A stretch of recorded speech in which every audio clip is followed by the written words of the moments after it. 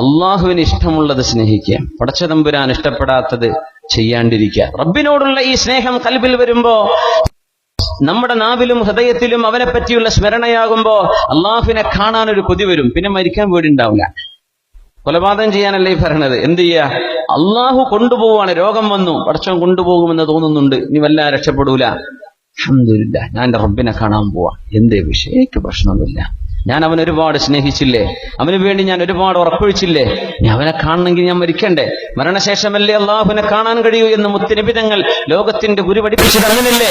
അതുകൊണ്ട് ഞാൻ കാണാൻ പോവാൻ. അതുകൊണ്ട് മരണം പേടി വരൂല, സന്തോഷം തോന്നും, അത് പ്രശ്നമാവില്ല. എല്ലാ യാത്രയിലും എപ്പോഴും വിചാരിക്കാറുണ്ട്. ഇപ്പൊ ഇവിടെ അബുദാബിയിൽ നിന്ന് എല്ലാ വ്യാഴ്ചയും രാത്രി പോരുന്നുണ്ട്. ഫ്ലൈറ്റ് കയറുമ്പോൾ ചിന്തിക്കും, ഇത് എന്തായാലും കോഴിക്കോട് ഇറങ്ങൂല, അത് എവിടെയെങ്കിലും തട്ടിത്തെറിഞ്ഞ് വല്ല കൊക്കിയൊക്കെ ആയിരിക്കും, മരിക്കുന്നു ഉറപ്പിച്ചുകൊണ്ട് വരില്ല. ഇനി തിരിച്ച് രാവിലെ ഇന്നിപ്പോ രാത്രി പോയാൽ ശനിയാഴ്ച രാവിലെ ഇവിടെ എത്തും, ഒരു പ്രതീക്ഷ ഉണ്ടാവില്ല. കുട്ടിയോടൊക്കെ പറയും, മരിക്കുകയാണെങ്കിൽ തന്നെ ഇതൊക്കെ ചെയ്തോളിട്ടോ, പേടിക്കണ്ട. ഒരിക്കലും. നമ്മളെ നാട്ടിലത്തെ എയർപോർട്ടാണ്, പിന്നെ അള്ളാന്റെ ആകാശത്തു കൂടെയുള്ള യാത്രയാണ്. ഇന്ത്യൻ മഹാസമുദ്രം അങ്ങനെ അടി കാണുമ്പോഴേ റഹ്മാനായ റബ്ബേ, ഇത് ഡെസ്റ്റിനേഷനിൽ എത്തുമെന്ന് പ്രതീക്ഷിക്കാറില്ല. അപ്പൊ അതിന് പേടിച്ചിട്ടുള്ള കാര്യമുണ്ടോ? ഫ്ലൈറ്റ് കയറാൻ പേടിച്ചിട്ട് ഹജ്ജിന് പോകാൻ കഴിയാത്തൊരു സാധുവായ മനുഷ്യനുണ്ട്. അയാൾ മുതലാളിയാണ്, പക്ഷെ ആകെ പ്രശ്നം ദ്വാരക്കാൻ പറഞ്ഞിട്ടുണ്ട്. സീരിയസ് ആണ്, തമാശ പറയല്ലോ കേട്ടോ, സീരിയസ് ആണ്. അദ്ദേഹം കണ്ണൂർ ജില്ല കാസർഗോഡ് ജില്ല എനിക്കറിയില്ല. എപ്പോഴും ദ്വാരക്കാൻ പറയും, സാധേ ഹജ്ജിന് പോകണമെന്ന് ആഗ്രഹമുണ്ട്, പക്ഷെ ഫ്ലൈറ്റ് കയറാൻ പേടിയാണ്. നമുക്ക് എമിറേറ്റ്സിന് തന്നെ പോവാം, പേടിയാണ്. ഇനിയിപ്പോ എന്താ ചെയ്യാ? കൊച്ചിയിൽ എമിറേറ്റ്സിനെങ്കിലും ഫസ്റ്റ് ക്ലാസ്സിന് പോവാൻ, അതിനൊക്കെ പോകാൻ കഴിവുള്ള ആളാണ്, സാമ്പത്തികമുണ്ട്. ഫ്ലൈറ്റ് കയറാൻ പേടി, എന്നുവെച്ചാൽ മരിക്കുന്നിട്ട് തോന്നുകയാണ്. അപ്പോ എപ്പോഴും ഒരുങ്ങിയിരിക്കുക. അതിനുള്ളിൽ നിന്ന് ചാടാൻ കഴിയില്ല. ഡോർ അടച്ചാലേ ഒരു രക്ഷയില്ല. പിന്നെ എയർ ഇന്ത്യ എക്സ്പ്രസ് ഒക്കെ പൊളിഞ്ഞ പോലെ 2 കണ്ടായി പൊളിഞ്ഞിട്ടുള്ളെന്നൊക്കെ ചാടി രക്ഷപ്പെട്ട ഒരാളെ കഥ ഉണ്ടല്ലോ അല്ലെ, മംഗലാപുരത്ത് ഒരാളെ രക്ഷപ്പെട്ടില്ലേ? അങ്ങനെയൊക്കെ പൊളിഞ്ഞിട്ട് രക്ഷപ്പെടാനല്ലാതെ അതിന്റെ ഡോർ അടച്ചു കഴിഞ്ഞാൽ പിന്നെ എന്ത്, വെറുതെ വലിച്ചിട്ടിരിക്കാന്നല്ലാതെ. അപ്പോ ഒരു തവക്കുലാണ്, കെലിമ ചൊല്ലിയിരിക്കുക. അവിടെ പാട്ടും സിനിമയും കാണണ്ട, അതിനൊക്കെ അവസരം ഉണ്ടാവും. ചിലപ്പോ ഓൺ എയർ എന്റർടൈൻമെന്റുകളൊക്കെ ഉണ്ടാവും. അങ്ങനെ കാണാം. നമ്മളെ കുട്ടികളൊക്കെ ചെറുപ്പക്കാരൊക്കെ സിനിമയും ഹിന്ദി സിനിമയും ഇംഗ്ലീഷൊക്കെ ഇട്ടിട്ട് അങ്ങനെ കണ്ടിരിക്കണം. സെൽഫായിട്ട് ഓപ്പറേറ്റ് ചെയ്യാൻ പറ്റുന്ന സ്ക്രീനുകളൊക്കെ മുമ്പിൽ ഉണ്ടാവുമ്പോഴേ, എവിടെയാണ് ഇപ്പൊ ആകാശത്തിന്റെ നടുവില് ഇന്ത്യൻ മഹാസമുദ്രം താഴെ, ആ സമുദ്രത്തിൽ കിട്ടിയ മീനായിരിക്കും ചിലപ്പോ ഡിന്നറായിട്ട് അവിടെ സേവ് ചെയ്യേണ്ട ഫ്ലൈറ്റിന്റെ ഉള്ളിൽ. ഈ കടലിൽ നിന്ന് കിട്ടിയ മീനായിരിക്കും. അത് തിന്നിട്ട് സിനിമയും കണ്ട് ചിലരൊന്നും മിന്നും ചെയ്യും. എവിടെതൊക്കെ അള്ളാഹുവിന്റെ മാ യുംസികുഹുന്ന ഇല്ലല്ലാഹ്, പടച്ച റബ്ബല്ലാതെ മറ്റാരുമല്ല ഈ ഫ്ലൈറ്റുകളെ നിയന്ത്രിക്കുന്നത് എന്ന് വിശുദ്ധ ഖുർആൻ പറഞ്ഞിടത്ത്. അപ്പൊ ദിക്റുല്ലാഹ്, അള്ളാഹുവിന്റെ ദിക്റിലിരിക്കുകയാണ്, കലിമ ചൊല്ലിയിരിക്കുകയാണ്. എന്ത് വന്നാലും റബ്ബേ ഞാൻ നിന്റെ മുമ്പിലേക്ക് വരാൻ ഒരുക്കമാണ്. അൽഹംദുലില്ലാഹ്, ഒരു പേടിയില്ല പടച്ചവനെ.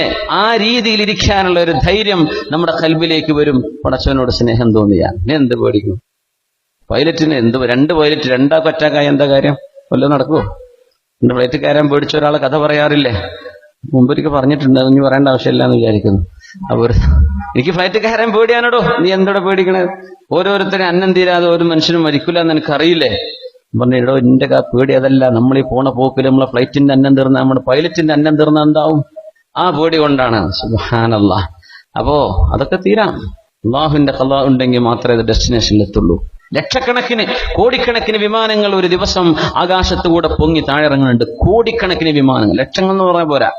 ലോകത്ത് ഡൊമസ്റ്റിക് ആയിട്ടും ഇന്റർനാഷണൽ ആയിട്ടും ജംബോ വിമാനങ്ങളും ജെറ്റുകളും ഒക്കെ ഇഷ്ടംപോലെ ആകാശത്ത് ഇങ്ങനെ പറന്ന് നടക്കുക. ഈ നിമിഷം നമ്മൾ സംസാരിക്കുമ്പോഴും ലക്ഷക്കണക്കിന് വിമാനങ്ങൾ ഭൂമിയിൽ ഇറങ്ങാതെ ആകാശത്തുണ്ട്, ഈ സെക്കൻഡിലുണ്ട് അല്ലെ. ഫ്ലൈറ്റൊക്കെ ട്രാക്ക് ചെയ്യുന്ന ചില മൊബൈൽ ആപ്പുകൾ എടുത്ത് കണ്ടാൽ മനസ്സിലാവും, അത്ഭുതപ്പെട്ടു ഓരോ എയർ ട്രാഫിക്കുകൾ. അള്ളാഹുവിന്റെ വലിയ നിഅമത്തല്ലേ ഇതൊക്കെ? പടച്ചതമ്പുരാന്റെ വലിയ കാരുണ്യമല്ലേ ഇതൊക്കെ? ആ കാരുണ്യത്തോടെ നമ്മൾ നന്ദി ചെയ്യുക, പടച്ചതമ്പുരാനെ ഓർത്തിരിക്കുക. കലിമ ചൊല്ല, ദുആഉ സഫർ, സഫറിന്റെ ദുആ ചെയ്യുക. കുന്ന് കയറുമ്പോൾ നബി തങ്ങൾ അല്ലാഹു അക്ബർ അല്ലാഹു അക്ബർ അല്ലാഹു അക്ബർ. അപ്പൊ ടേക്ക് ഓഫ് ചെയ്യുമ്പോൾ എന്ത് ചെയ്യണം? 3 പ്രാവശ്യം അല്ലാഹു അക്ബർ അല്ലാഹു അക്ബർ അല്ലാഹു അക്ബർ. ഹുബൂത്ത്, താഴെ ഇറങ്ങുമ്പോൾ അൽഹംദുലില്ലാഹ് അൽഹംദുലില്ലാഹ് അൽഹംദുലില്ലാഹ്, അല്ലെങ്കിൽ സുബ്ഹാനല്ലാഹ് സുബ്ഹാനല്ലാഹി സുബ്ഹാനല്ലാഹ് 3 പ്രാവശ്യം ദിക്ർ ചൊല്ലും നബി തങ്ങൾ സ്വല്ലല്ലാഹു അലൈഹി വസല്ലം. ഇതൊക്കെ നമ്മൾ പാലിച്ചു പോയാൽ മുഅ്മിനായ മനുഷ്യൻ എന്ത് പേടിക്കണം? സുബ്ഹാനല്ലദീ സഖറ ലനാ ഹാദാ വമാ കുന്നാ ലഹു മുഖ്രിനീൻ വഇന്നാ ഇലാ റബ്ബിനാ ലമുൻഖലിബൂൻ. വാഹനം കയറാണെങ്കിൽ ബൈക്കിൽ കയറാണ്, കാറിൽ കയറാണ്, ട്രെയിനിൽ കയറാണ്, ബോട്ടിലാണ്, ഫ്ലൈറ്റിലാണ്, പറയേണ്ട ദിക്ർ ഒന്നാണ്. ആ ദിക്റിന്റെ അർത്ഥം കണ്ടങ്ങള്, സുബ്ഹാന, നീ പരിശുദ്ധനാണ് റബ്ബേ. ഇരുമ്പുകൾക്ക് ജീവൻ കൊടുത്തവൻ, ഒരു ട്രക്കോ ഒരു ലോറിയോ ഒരു വാഹനമോ ഒരു പിക്കപ്പോ കടന്നു പോകുമ്പോ അതിന്റെ ടയറുകൾ തിരിയണമെങ്കിൽ അതിനുള്ളിൽ കിടക്കുന്ന മെഷീനിൽ നിന്ന് കിട്ടുന്ന പവർ കൊണ്ട് അതിന്റെ എഞ്ചിൻ വർക്ക് ചെയ്ത് ഒരു ഡ്രൈവറുടെ കയ്യിൽ കൊടുക്കുന്ന സ്റ്റിയറിംഗ് കൊണ്ട് അവർ ചവിട്ടുന്ന ബ്രേക്ക് കൊണ്ട് ക്ലച്ച് കൊണ്ട് ഗിയർ മാറ്റിയിട്ട് ഓടുന്ന ഈ വാഹനം സർവശക്തനല്ലാഹു മനുഷ്യന്റെ മനസ്സിൽ അങ്ങനെ ഒരു ചിന്തയും അങ്ങനെ ഒരു എഞ്ചിനീയറിംഗും കൊടുത്തില്ലായിരുന്നെങ്കിൽ ആർക്ക് കണ്ടുപിടിക്കാൻ കഴിയും?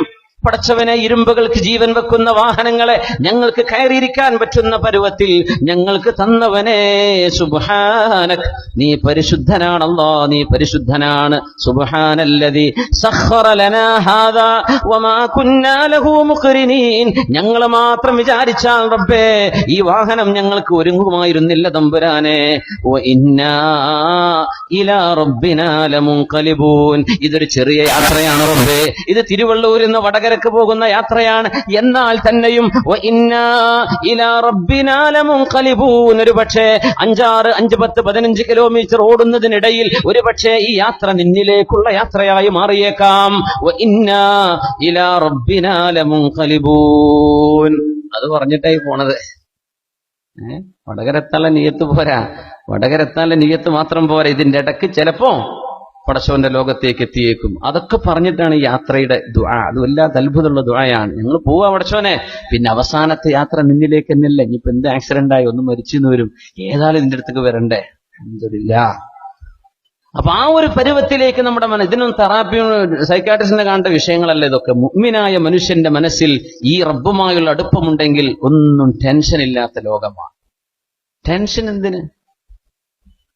മണപ്പുറം ലോൺ എടുത്തിട്ടാകുമ്പോൾ ചോദിച്ചു, ഇനി എന്തിന് ടെൻഷൻ? മുഅ്മിനായ മനുഷ്യൻ എന്തിനാ ടെൻഷൻ? മുഅ്മിനായ മനുഷ്യൻ റബ്ബുമായുള്ള അടുപ്പവും സ്നേഹം ഉണ്ടാവും, എന്തിനാണ് ടെൻഷൻ?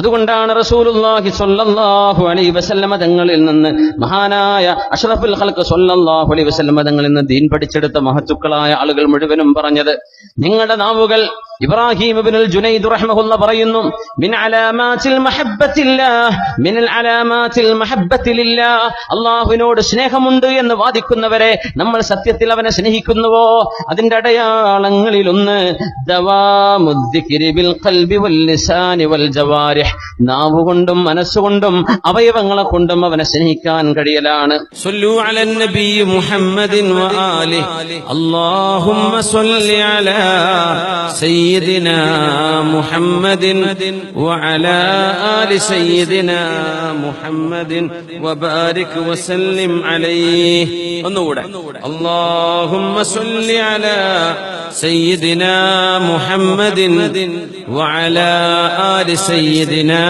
മുഹമ്മദിൻ വബാരിക് വസല്ലിം അലൈഹി. ആമീൻ. അല്ലാഹുവിന്റെ ഹബീബിന്റെ ഹദ്റത്തിലേക്ക് അല്ലാഹു ഈ സ്വലാത്ത് എത്തിച്ചു കൊടുക്കട്ടെ.